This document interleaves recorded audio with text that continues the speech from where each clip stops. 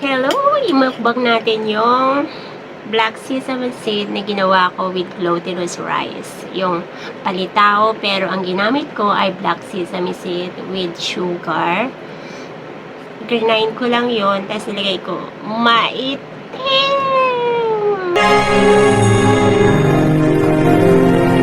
Pero masarap. Tikman natin. Mukbang natin na manood lang kayo.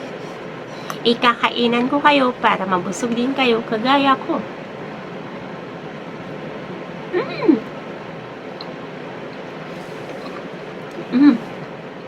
Ang lambot.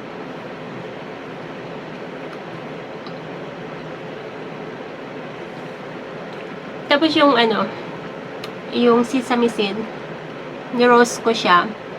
Tapos grind ko. Tapos ito, yung nilagyan ko ng sugar, tapos ikinut ko siya sa glutinous rice.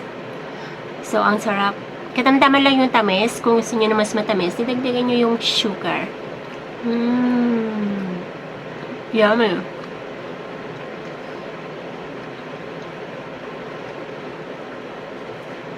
Namimiss ko kasi yung tatay ko.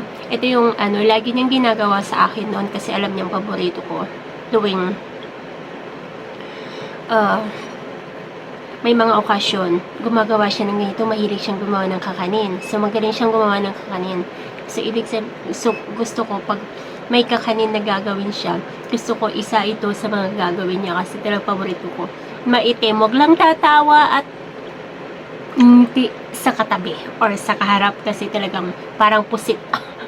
Meron pupunta dun sa mga gilid-gilid ng ng ngipin nyo. But maganda, ay masarap pala. Kain tayo. Sarap. Maitim pero masarap.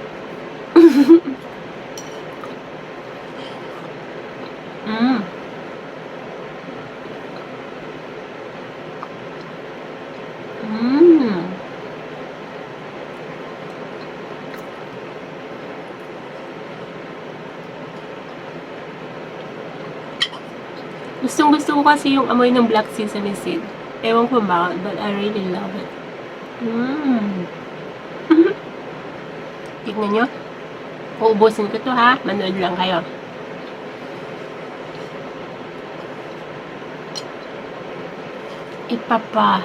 Tikim ko sa inyo ito.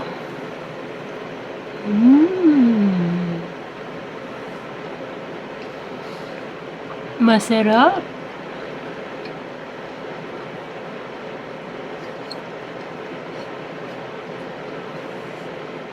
Shoutout po sa lahat ng mga nanonood dyan.